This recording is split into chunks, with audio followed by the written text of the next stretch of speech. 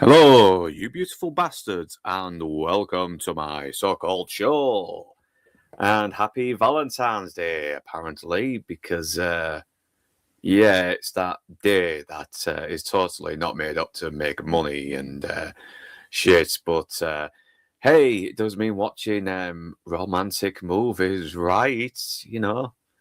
Those really girly ones that have no explosions or boobs and is totally okay. Not all of them are actually fucking bad. All right, there's some actually good films that you can watch together on Valentine's Day that doesn't make you want to carve your own head off with a rusty chainsaw. So, and this is what this stream is all about. This is me looking for a shitload of romantic movies that I've definitely recommended you on Valentine's Day, and the woman and you can still enjoy. So, everybody, I hope you're having a good weekend, and yeah, let's not waste any time. In fact, I'm going to go through 10 of these, and these are not ranked in any order. I'm just listing, I'm just going through them, to be honest. I might do my most favourite one last, but yeah, moving on to my pick number 10. And by the way, before I do go any further, okay, I know there was tons, loads more, and in case I don't mention one that you're thinking about or one that you really, really like, I probably might do it next year. Okay, these are 10. I might do another 10 recommended Valentine's Day watches. I might make this a regular Valentine's Day thing. This was originally going to be coming to America on why this hasn't been deemed one of the great rom-coms, but I'll probably touch on it a little bit more on my Bastards Breakdowns in a couple of weeks. So without further ado, let's go through my 10 recommended Valentine's Day watches, at least for this video, until the next 10 watches for the next one. So, number 10, The Wedding Singer, with Adam Sandler and Drew Barrymore. And yeah, it's this was back in the 90s, back when Adam Sandler was kind of on his A game. He had done Billy Madison, he'd already done Happy Gilmore, which is still to this day one of his best comedies. But The Wedding Singer, they showed he could be a little bit more humble and a little bit more vulnerable in this. And he wasn't always just this total golf ball. He's actually this very, very nice guy who's been cruelly dumped by his bitch whore wife. And, but thankfully, after he loses his way a little bit, he kind of starts to come back to, he starts to sort of get it all together again, thanks to Julia and, she's not Julia yet, though. Julia, played by Drew Barrymore. Wait, let me get the. Here we go. Wedding Singer. Let me get the fucking IMDb up. I do apologise. So yeah, here it is. Hope you're loving the the background here. It's an old joke, but it checks out. I know there's no one in the chat at the moment, but if you do, please share this video and help the channel. And I know it's going to be quiet. It's weekend, so, what do you expect? Let's get this up. The Wedding Singer, starring Adam Sandler and Drew Barrymore. So, yeah, he's cruelly dumped by his woman. Angela Linda, played by Angela Featherstone. Yeah, that's the name. And, he starts running into this big, deep depression. He starts getting into fights at the weddings. He's like saying, they're not going to last. Love is shit. Love stinks. But Julia Gully kind of helps him get his shit together. And they do start to fall in love. And but she's got this fucking asshole called, whose name is called Gulia. Glenn Goulier, played by Matthew Glare. So if he marries her, she's going to be called Julia fucking Goulier. And yeah, he's kind of just another typical arsehole who reveals that he's cheating on her and all that shit, while she's organising the wedding. And Yeah, he is probably the weakest thing, especially when you've got other, love rivals who are also assholes, like Daryl from Coming to America who actually is a little bit charming. I will say this. I mean, and he is quite a memorable asshole, but we'll get to him later. But I do like the other characters as well. I love Sammy. He's kind of this aging womanizer, but he does sort of reveal that it is starting to sort of like become a bit dull for him now because he's getting older now, and the guys he's tries to emulate over the years are getting old as well, and he just wants to have someone to hold him and tell him everything's gonna be all right, which just cracks me up, especially when the old drunk guy just grabs him and says everything's gonna be all right. Yeah, Alan Covey is very funny in this, though. And Drew Barrymore is really, really fucking charming. She's really fucking sweet. A little bit generic, but she is nice. And her and Sandler really do have some good chemistry, and it's very understandable why they would do 2 more movies together. 50 First Dates is actually pretty decent. I actually watched it not too long ago for the first time, and yeah, I liked it. I mean, I don't know why it got slagged off. But you got some other great moments. I mean, Adam Sandler having a fucking nervous breakdown saying, "Somebody tell me, please." Just fucking cracks me up while John Lovitz is in the back saying, "I'm going to reap the benefits." But yeah, everyone's very charming. You got Alexis Arquette, the late Alexis Arquette, playing this fucking transsexual Boy George lookalike who just keeps singing Boy George all the time. And you got Billy Idol sort of making this good cameo as well. He's very funny. It's like, it's like, who does this Glenn think he is? I mean, she's nothing to him. I mean, all he cares about is cars and girls and money. And it cracks me up. It does. So yeah, moving on. Wedding Singer. Definitely worth watching. Number 9, Shaun of the Dead.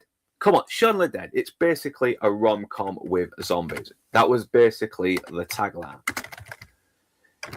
And it is also one of my favourite comedies as well.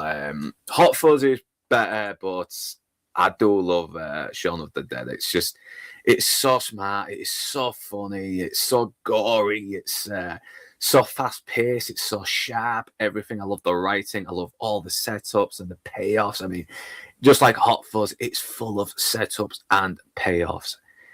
I mean, you got Red on You, everything. Like when they're in the bar and he's talking about all the interesting people in the bar, like Snake Hips, he's constantly got women devouring him. And then later on, all these zombie ladies are actually literally devouring him. And there's so many layers to the scripts as well. Like the names of the characters are actually rhyme with their fates, like Pete Eat, Ed Dead, Sean Reborn, Liz Lives, Dave Grave. It's all these great little moments. It really is. And there's also great callbacks and homages to all the great horror maestros that came before then, like Lucio Fulci, George A. Romero, John Landis. It's chock full of these little Easter eggs. It's one of these films that just end up going back to, and I just love every time. I mean, throwing fucking vinyl records. I mean, actually taking the time to try and decide which vinyl records you want to get rid of so you can use as a weapon on the zombies is just pure genius, and it shouldn't be. And the whole couple thing seems to be supposed to be Sean with Liz. But and it is also about a guy just trying to win his love back. He's trying to get his shit together, and he actually does decide to actually take charge of his life this time instead of just coasting through it like he just doesn't care anymore. And he does kind of evolve, even though he kind of fucks everything up and gets people killed, but he is still a very likable character, but the romance is really between him and Ed. Come on, they've got that bromance thing. You can tell there's real love between these people, and Sean is basically doing everything for him, even though Ed probably should do the right thing and say, "Sean, just worry about your woman, forget about me. I'm fucking done." And he does kind of evolve as well a little bit later on, because And it has probably one of the most touching fart jokes ever. I mean, who'd have thought a fart joke could be fucking emotional? Jesus Christ. Shaun of the Dead. A classic. Absolute classic. Hey, yeah, focused. How you doing now? Hey, I need now tonight. I fucking need you more than ever.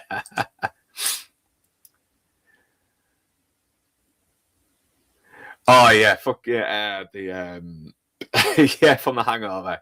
I don't know. I never really cut as a a Valentine's Day watch, maybe, because it does revolve around the guy trying to get back to his fiancée so I can marry her, which kind of is romantic in a way, but it seems to be more like a bro movie as well. It's like a movie you watch with your bros because it's got people doing, guys hanging around with each other and trying to help each other out, and out of a dangerous situation. So.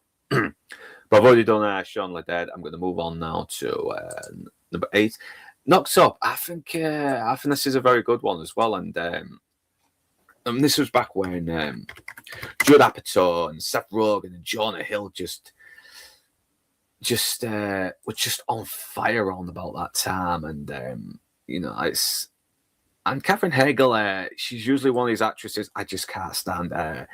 I can't stand the other stuff she's been in. I did not like her character in Grey's Anatomy. And don't ask me why I don't like her in Grey's Anatomy. Please, I don't want to go down that fucking rabbit hole. But she is actually pretty cool in this. A little bit stuck up, but she is humanized a little bit more. And she is almost a little bit a little bit right to be stuck up around Seth Rogen because he is kind of a fucking man-child. But I don't know.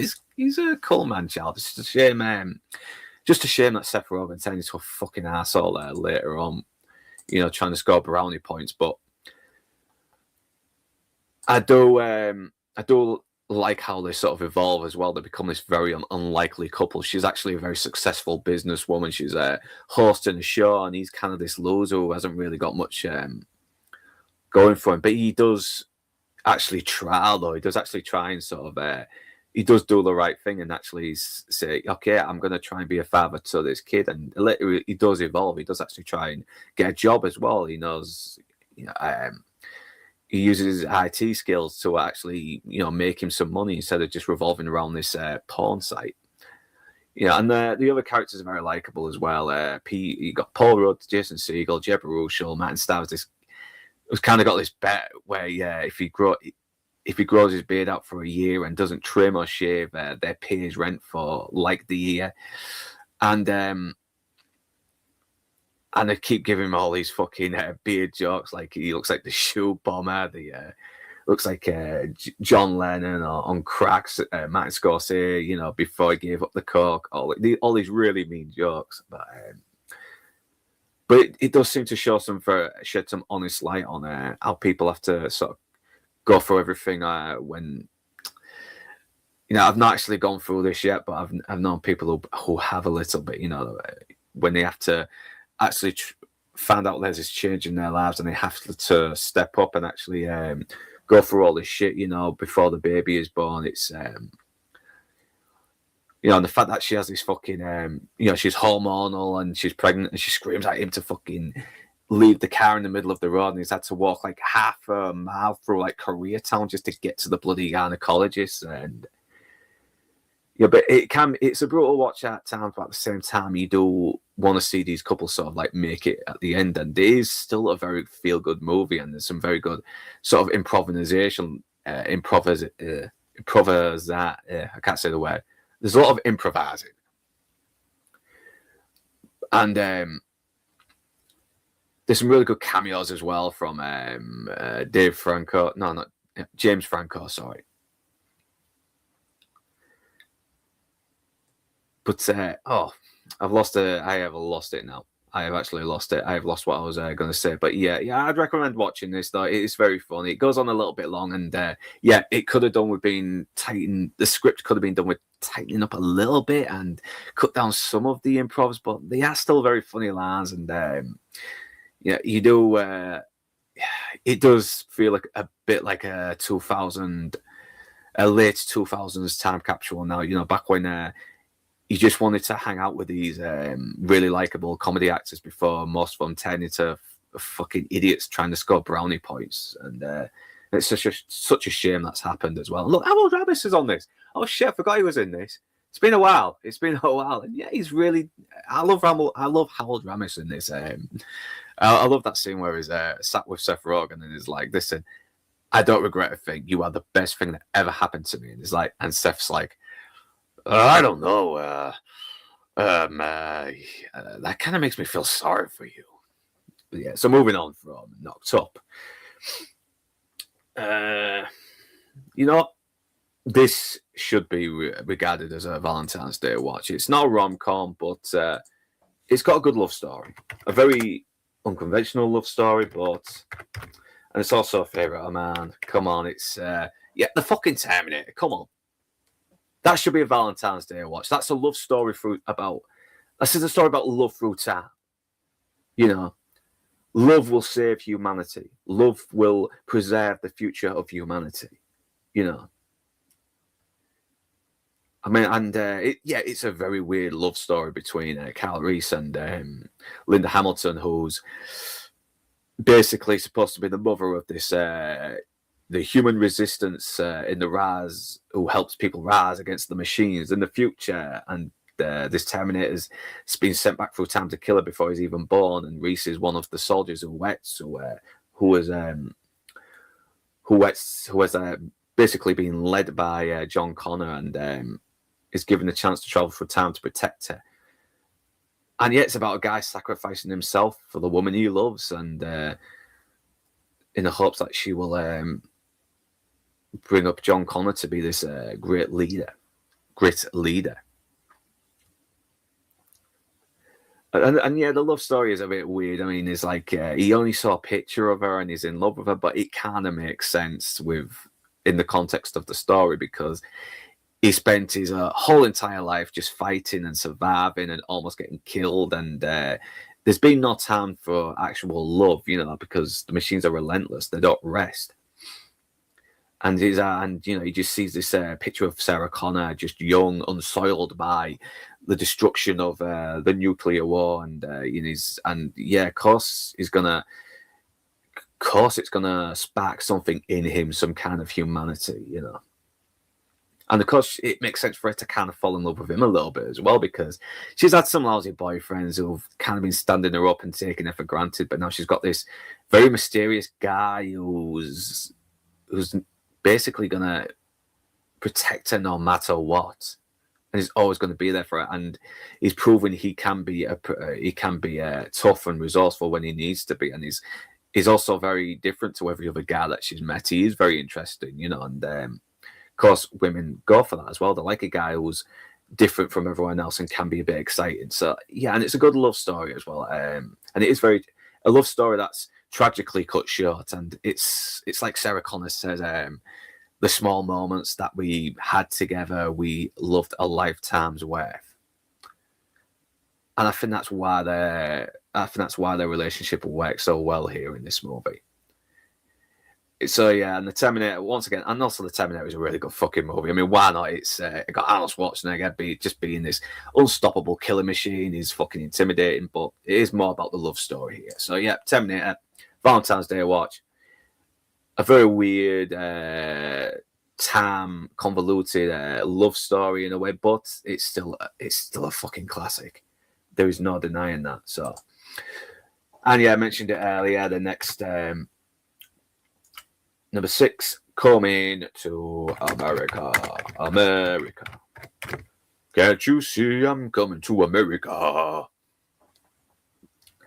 And yeah, I don't know why this is not deemed as a great rom-com. I mean, it's very funny and it's about a guy looking for love. You know, it's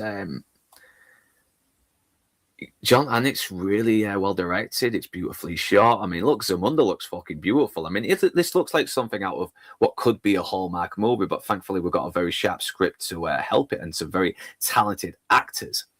So yeah, Eddie Murphy is basically the spoiled, pampered prince called Akeem from a kingdom called Zamunda, but he's real bored with being pampered, and he doesn't like everything being handed to him as well. He seeks to be challenged. He seeks to find something more meaningful in life, you know. And when he finds out that the woman who's chosen to be his wife isn't has no personality, and she's been trained to like whatever he likes. She has no independent thought of herself, no favorites of her own. She's, you know, he decides to go to America to look for someone who will love him for who he is. But in order to do that, he must pose as a very poor foreign exchange student. So that means living in a shithole apartment somewhere in the shittiest area in Queens.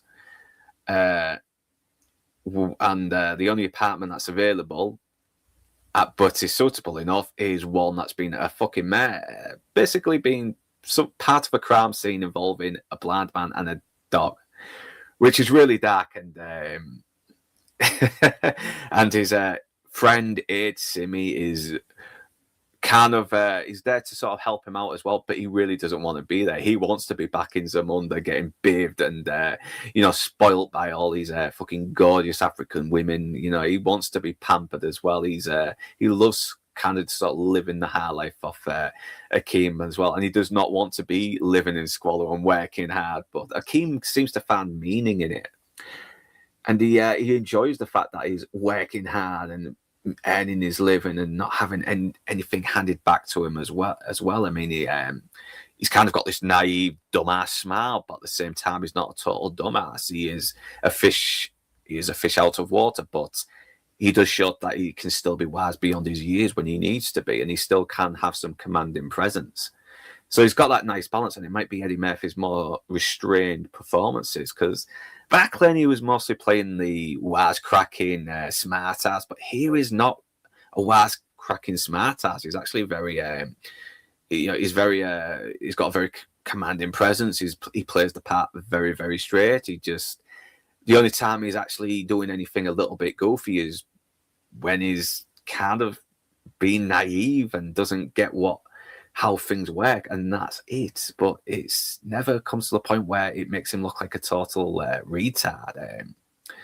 And which is really what I did not like about the second movie, because I think they made Akeem too much of a fucking dumbass in that one, and that was not the case with his character. He wasn't dumb.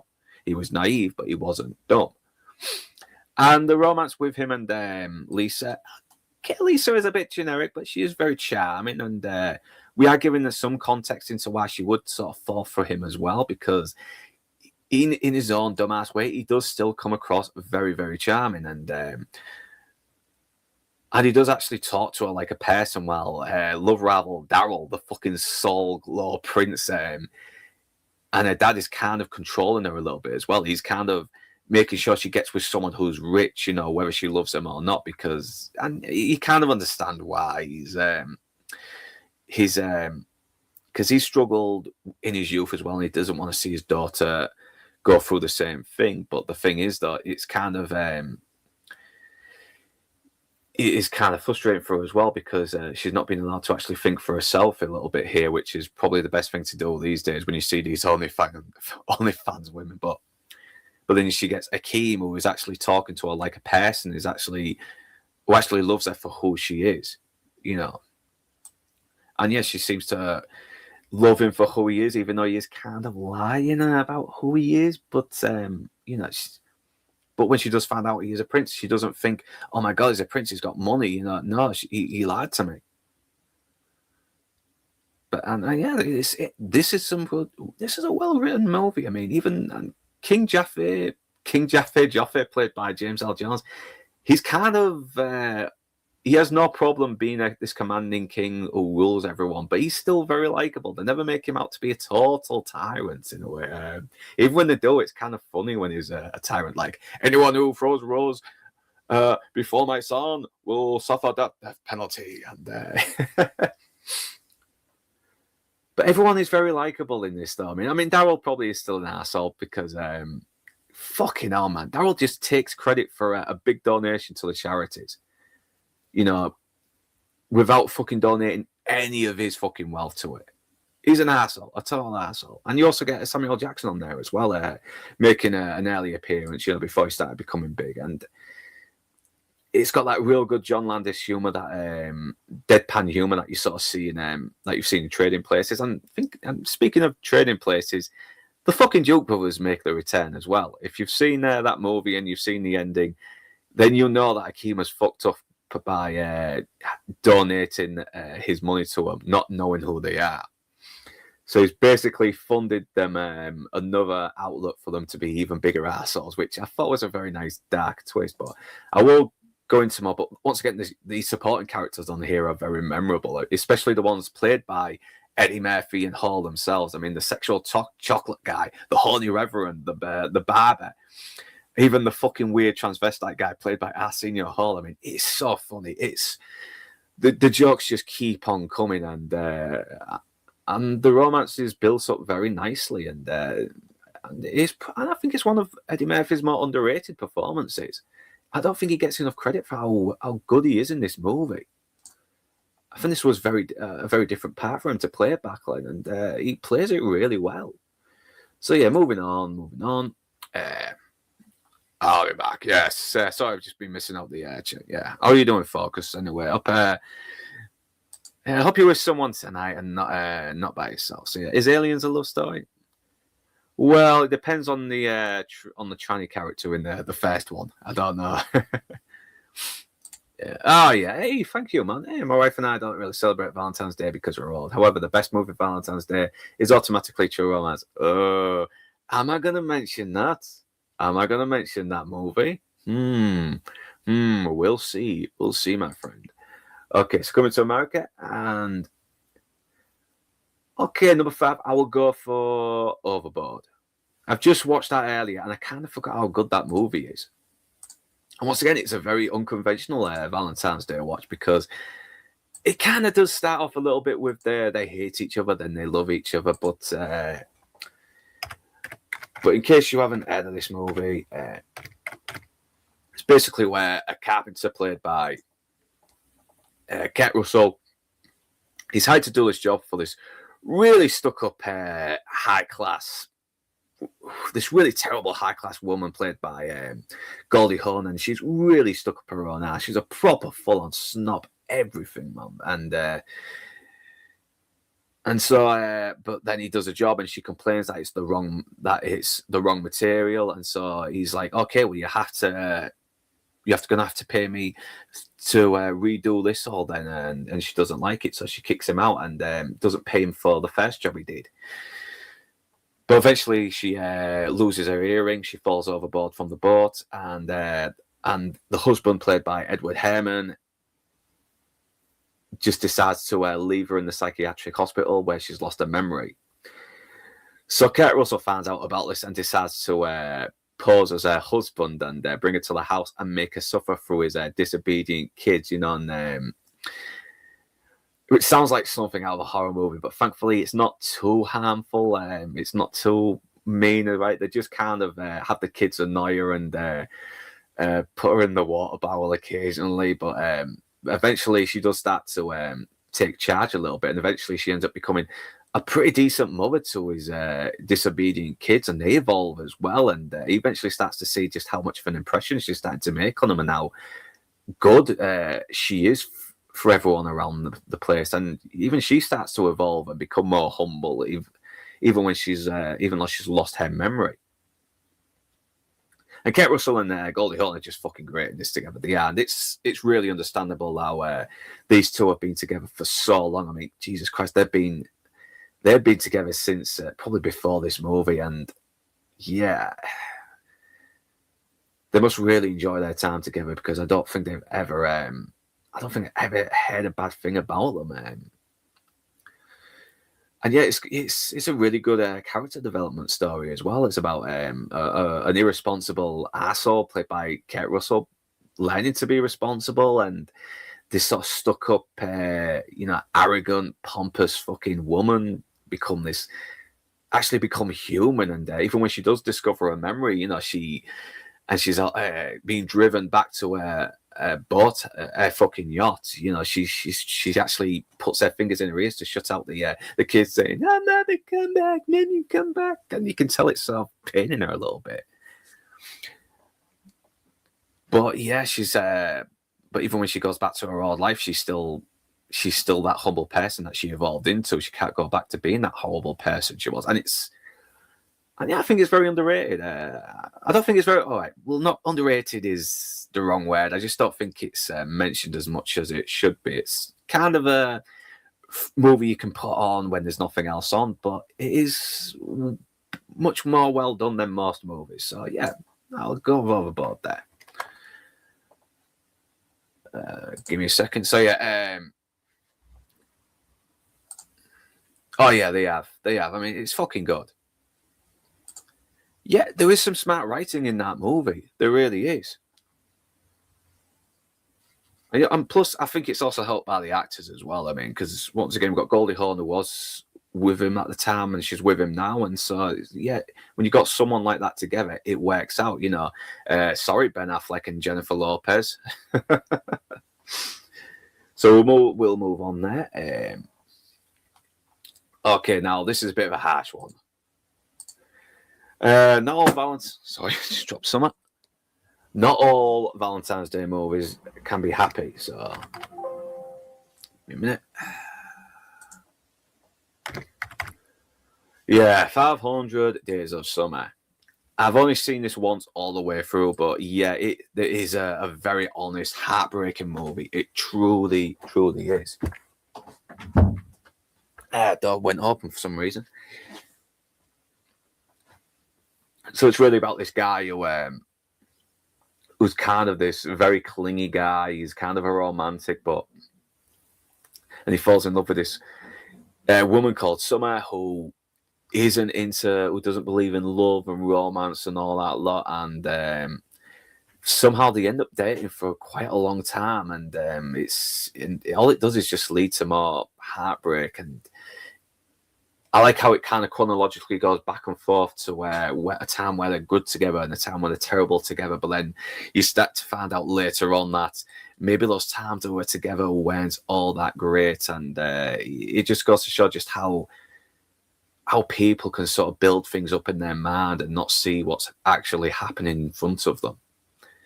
And the actors do work well, but I did end up hating fucking Zooey Deschanel's character. I mean, yeah, Tom's character is an arsehole trying to sort of force his idea of love on someone but she kind of misled him a little bit as well. She kind of encouraged him a bit too much. And yeah, and unfortunately something like this does happen though. It really does. People are very flawed creatures. We can be terrible, especially over something like love. And I think that's why I like it as well. It's just a brutal movie. It's just a fucking brutal movie. And that scene where he's going up to meet up with Summer again after a long while, and you got the expectations and the reality. And then you see the expectations of him getting together with her. Then the reality hits that she's marrying someone. And I thought, why the fuck did you just lead him up there just to let him down? What the hell? What the fucking hell?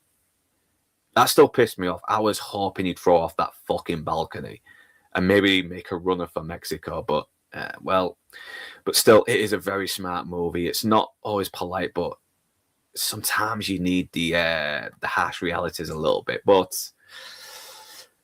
I'll go on to something a little bit more optimistic now. So another one.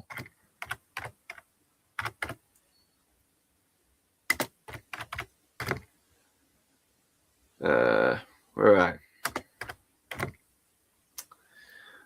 And okay, there are better Robin Hood movies out there, probably. I mean, the original probably is still the best. The Yellow Flynn version is still the best, but I fucking love this movie. I've loved this since I was a kid. I mean, and yeah, this should be a Valentine's Day movie. You got the really soppy Bryan Adams ballad that was fucking number 1 in the charts for like 15 bloody weeks. Hey, that's Christ, man.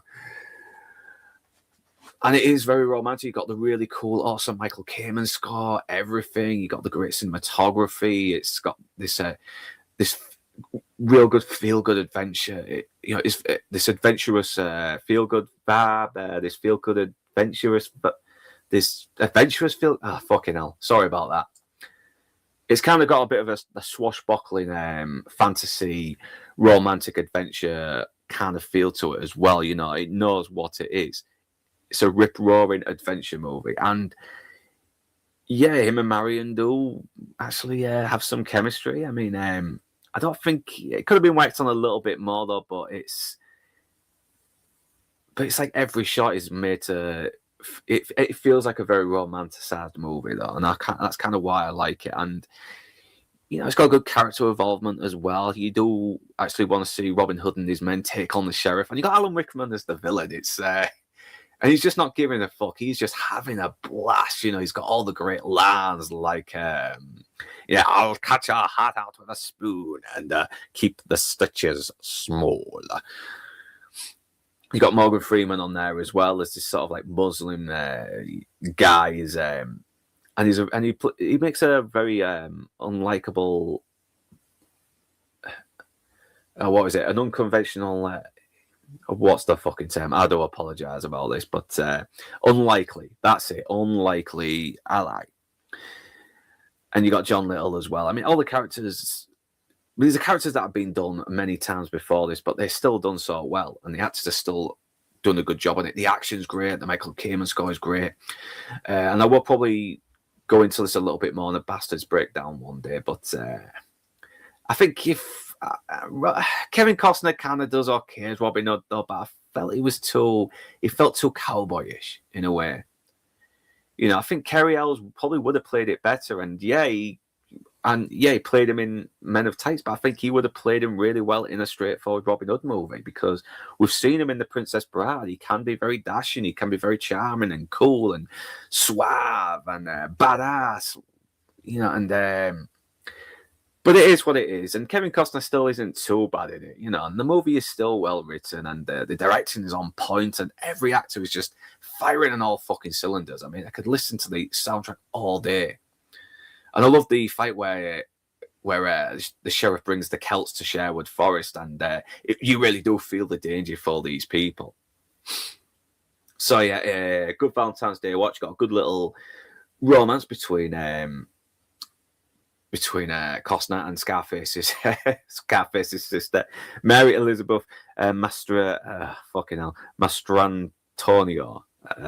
Yeah, sorry about that. So sorry about that. I really am. But you know what? Why is no one giving Christian Slater shit for his English accent as well? It's like, our father loved you more than me.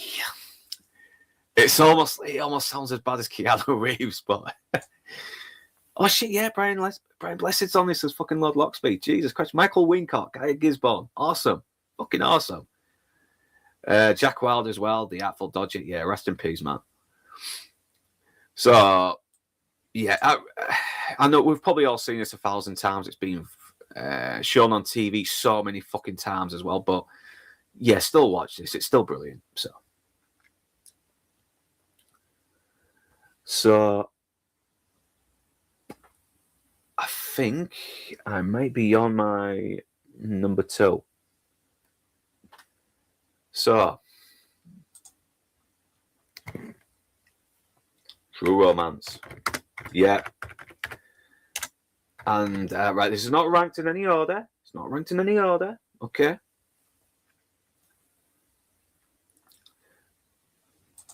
But God, I just watched this earlier again for like the 100th fucking time. I will never get bored of this movie.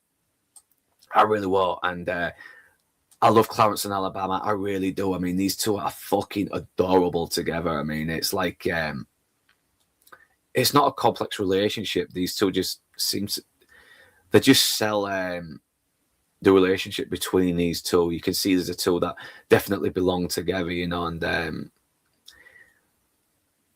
Alabama is just so fucking adorable, and she's got this wide-eyed little charm to her and everything. And he's got this, and Christian Slater's kind of got this innocence as well, but at the same time, he can be this really dangerous, sort of psychotic ass bastard when he needs to be. But you get why. I mean, you know, he's not an evil guy. You know, he's just a guy who's forced to be a monster when he has to. And it's got a really good sharp script from Quentin Tarantino, and it's obvious Clarence is basically a Tarantino insert in a way. He's basically like Tarantino was a handsome badass, you know. But Christian Slater still plays the part really well. He's still got a charm to him, you know. And and they're surrounded by some really good supporting actors. They've got Gary Oldman on there as well as Drexel, and my God, he's just so revolting. You got Christopher Walken, who's so menacing, but he's so calm and collected, and Bronson Pinchot's this fucking idiot. Lee Donowitz, who's this total asshole movie producer, but I like him. I just like him. I want to hang out with him. And see him be an asshole to people. It's don't you give me that finger, I'll have you fucking killed. But every supporting actor is on there. You got Val Kilmer, you know, not facially seen as this Elvis, this sort of like Elvis image that Clarence sees, which shows he's kind of insane a little bit. But but this is a movie where it's full of insane people, and it's just like there's varying degrees of it as well. And I do love Brad Pitt as Floyd. I mean, he's only got a fucking small role on it, but my God, he just cracks me up, man. And the fact that he hasn't changed a single bit since this movie is just insane. I mean, Michael Rappaport is actually very likable as Dick Ritchie, this sort of like very crappy actor who, you know, he's trying to make it big in California like many other people are. And we get an early appearance from James Gandolfini as well. And damn, man, that scene where he beats up Alabama, it is fucking brutal. It still is. I mean, I still have a hard time watching it. But yeah, everyone on it, man, is so fucking good. I mean, oh yeah, fucking hell, Paul Bates is on this as well from Coming to America. I thought I recognised him. Jeez, yes. He's one of Drexel's guys. I thought that was him. Yeah, Tom Sizemore and Chris Penn. Rest in peace, man. Rest in peace. James Gandolfini. Jesus Christ, we've lost a lot of good people that have starred in this movie. But yeah, and it's very good, like Bonnie and Clyde in a way. You know, he meets this girl. There's a prostitute. They fall in love on the very day. Which, okay, that's a little bit silly, but it's kind of written in a way where you kind of believe it, and the actors really sell it. So, but then he kills their pimp, you know, and thinks he's got on a suitcase full of clothes, but it turns out to be a shitload of cocaine. So they decide, okay, they'll try and find someone who they can sell it to, you know, for cheap, and try and escape off into the sunset. And you want them to. I really wanted them to. I mean, there was an original ending where Tarantino wanted Clarence to actually die, and because in revenge, that Tony Scott directed these, you know, the hero dies, and it's so romantic, and Tony Scott was like, yeah, but I want to see these kids get away with it. I want to see these kids live happily ever after, and so he shot both scenes, and Tarantino eventually thought, yeah, okay, the happy ending is better, and I agree. I saw the bleaker ending, and it is a fucking downer. And I don't always mind a downer ending. I mean, I was talking to Inside Man about the Great Silence, which is where the hero doesn't prevail and the villain wins. But this is a fairy tale. This is a blood splattered fairy tale. And because of Tarantino selling this, he managed to fund Reservoir Dogs, and this is the movie that really helped Tarantino, you know, breaking into the industry.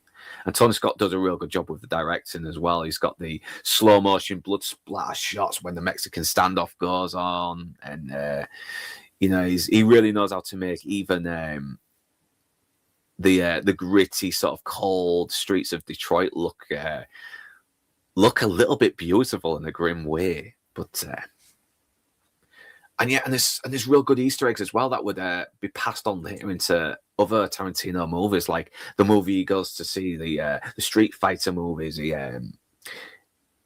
is led by an actor called Sonny Chiba, who eventually becomes Hattori Hanzo in Kill Bill. I love that, and yeah, there's even references to her in Reservoir Dogs. So once again, it just sort of, we're seeing little hints of this universe that's being built up. And oh yeah, this came out a year after Reservoir Dogs. So yeah, I would like to have known what Tarantino would have done with this if he had directed it, though. But I think he would have made it a bit more longer, and probably, had a few more scenes with some characters and maybe tied up some more loose ends. But I think this version is better because it feels tighter.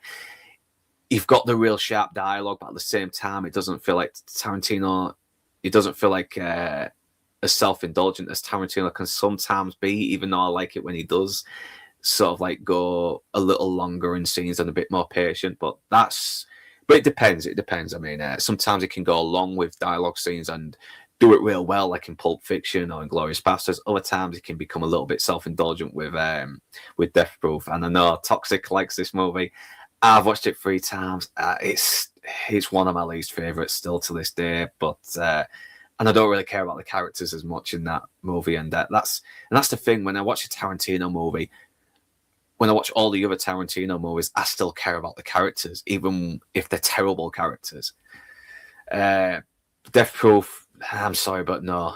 Kurt Russell is still good as always, but that's it. He's the only good thing in it. And maybe the car chase at the end. I mean, the car chase at the end is fucking brilliant. So I will give it that. But True Romance, definitely one of my favorite Valentine's Day watches. You know, it's not, I don't like Valentine's Day, but it seems like a great movie to watch with someone. You know, it's got the romance, the love story, and everything, the cute couple for the Christian Slater for the ladies. And it's also got some blood splattered action and swearing and sex and drugs and more blood splattered action and Clarence, Alabama being fucking hot as hell. And so yeah, True Romance is a true classic. Hey Tony, how you doing, man? Yeah, True Romance, fucking good, man. Is it really a guilty? It's not a guilty pleasure for me. I know Kevin Costner is really is very miscast in it, but I still love this movie. I just can't help but love it. It just knows what it is. It remembers to be a swashbuckling adventure. So, and Zooey Deschanel is one of my least favorite actresses. She plays the exact same character in everything she's in. Free-spirited, quirky, alternative girl, Capitada. Yeah, I mean, I kind of used to find her a little bit charming in the day, but now I just don't care anymore. I mean, she really needs to try and do something else now. Come on, she's in her 40s, for fuck's sake. If you think about it, it's almost a Shakespeare. Yeah, we've done that already. Yeah, sorry about that. Yeah, it's a morning where you are. Fucking hell, it's night here. It's nearly 10 where I am. But I will do my last one now. I'm nearly done. And thank you for the super chat, RT and Z. Thank you for the 5 news. Oh, sorry about that. 5 New Zealand dollars. Oh, Christ, man. That fucking meal is coming back on me. So, yeah, number 1. My last one. And next year I probably will do a 10 more. I've got a fucking list of them here. I've got like over 25 of these movies that I really wish I could have mentioned. And if your movie doesn't get mentioned anywhere on this list, I will mention it probably next year. So don't worry. Do not worry. So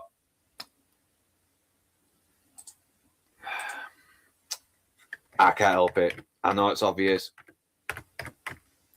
but I just fucking love this movie. I do. I love everything about it. It's I just love the dialogue. I love Humphrey Bogart's sick bands, everything, the directing. It's a really emotional, very funny, very witty. The characters are so memorable, and you kind of feel like you're stuck in there with these characters. You know, you feel bad for every single one of them, and it's a very powerful, inspiring movie. It really is.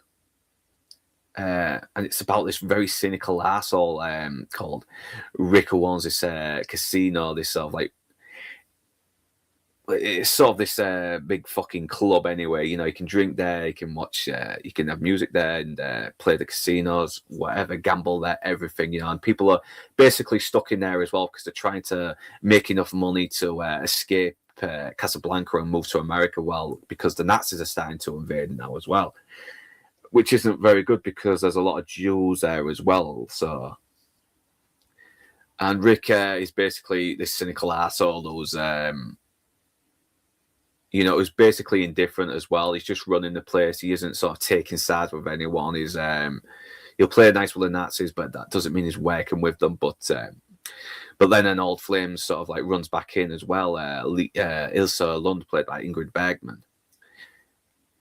And it starts to spark back these memories of him of a time together, and he grows even more bitter and contemptful. And she finds out that her husband there as well that he never knew about. And it turns out that when she was with him, she thought her husband was dead, but then she found out he wasn't, so she had to leave him and left him heartbroken.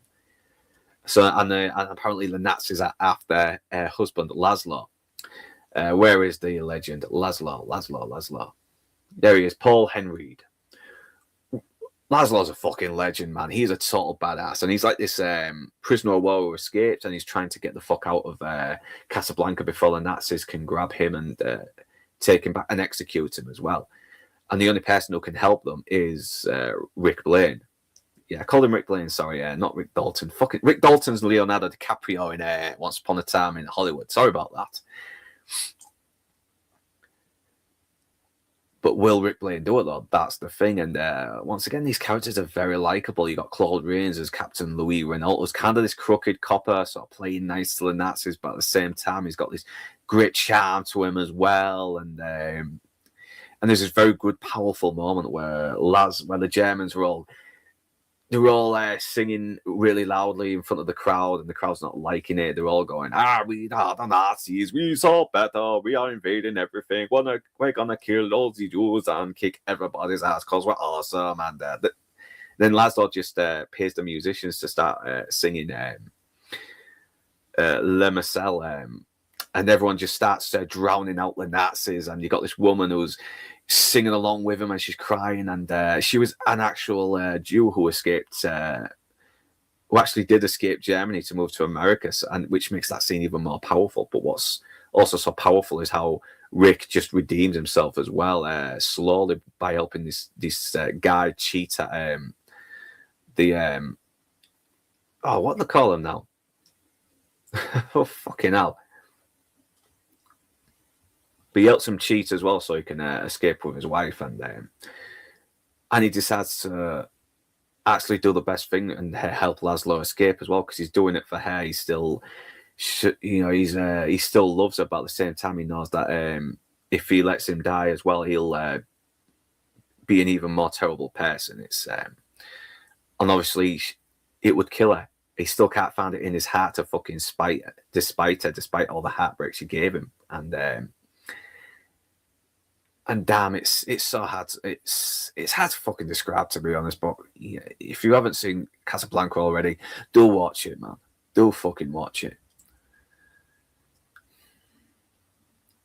And I think that's it. I've already done a review on Casablanca anyway. It's on one of my older reviews. It's back when I was using static images before I learned how to use clips. So it's still on there somewhere. You just might have to click onto the older. If you go to the part where it says recent, older, blah blah blah of my videos, just click on older. You'll probably find it a bit more easier, or just do a quick search, But yeah, that's my 10 Valentine's Day watches. I hope if you haven't seen any of them, please do give them a watch. If you have seen any of them, do give them a watch. If you don't, then maybe give them a watch again, see if you change your mind. If not, okay, then post yours in the comment section below. Feel free to. I mean, because who knows, you might have seen some I've not seen yet, and I probably will try and check out later on. So go for the chats a little bit as well. Oh yeah, hey, another one. Sorry about that. Yeah, Casablanca is number one. My respect for you has gone up a notch. We watched it recently. It's still one of the greatest films. The dialogue is razor sharp. Yeah, he gets some fucking sick bands on Ilsa, doesn't he? A couple of times. But yeah, it's a really good story about how a fucking cynical guy can find his humanity again, and I love it. It just gives me the fucking Le Marcel scene. It just chokes me up every time I watch it. It does. It gets this soppy bastard fucking crying. I mean, every time. I'm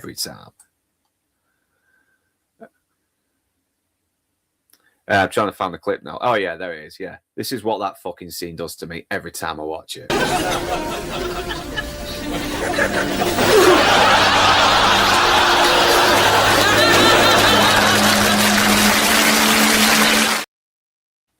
Yeah, I just watched that episode recently as well. It just cracks me up every time. Every time I watch that episode. Oh, damn. Oh, I love the IT crowd.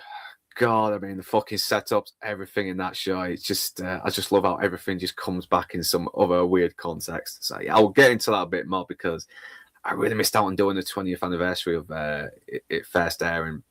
And I really wish I hadn't. But yeah, thanks for joining me, everyone. I hope everyone's enjoying their weekend. We'll go back to the live as well. See, but yeah, the Gestapo. Yeah, it was still going on. Yeah, so that's why it's still so fucking awesome as well. It's still impactful, even though it's been what, near 80 years now. Over 80 years since this came out. Christ, man. I've not seen it. I will put it on my list, though. I will put it on my list. Yeah. Yeah, and well, I've got to bring this up. Come on, Artin, true romance is so quotable. I give up. Who are you? The Antichrist. Well, I'll do it. I got to do it in his delivery. Yeah, I'm the Antichrist. With all the angels in heaven, you never seen evil so singularly personified in the face of the man who killed you. Yeah, it's not my best, but fuck it. It's still a great quote. Christopher Walken. God, he's one of his best roles as well. It's one of the few times where he's genuinely scary and not just, hilariously scary, But so it's pretty much close up there with his role in At Close Range. So yeah, thanks for joining me, everyone. Focused, RT, thanks for the super chats. Tony Down Under. Have I said your name again already? Focused, yeah. Wear Me Spoons, yeah. Thank you very much, and please do share this video. I'm trying to see if I can get up to 2K subs by the end of the year. It's looking like it might be a little bit more tougher now, but with YouTube just kind of just not pushing my videos. It's fucking strange. I'm getting like 26 views on my streams. I would usually get 100, at least a couple of hundred. But yeah, thanks for the super chats, everyone. Enjoy your weekend. I will leave you all alone now, and yeah, just enjoy the Valentine's Day. If not, go out, look for some whore with daddy issues, maybe get laid, spend Valentine's night with her, kick her out in the morning. Why not? So yeah, whether you beautiful bastards are Northern English or not, thanks for watching, and do remember to like, comment, share, subscribe, and to ring that bell in order to be notified. And if you wish to further support this channel, then the links will be in the description below. But right now, let's meet on, and I'm off to the pub. Enjoy Valentine's Day. Sorry, I know, it's shit, isn't it? I enjoyed it, because, I have someone. Sorry to rub it in, but yeah. But anyway.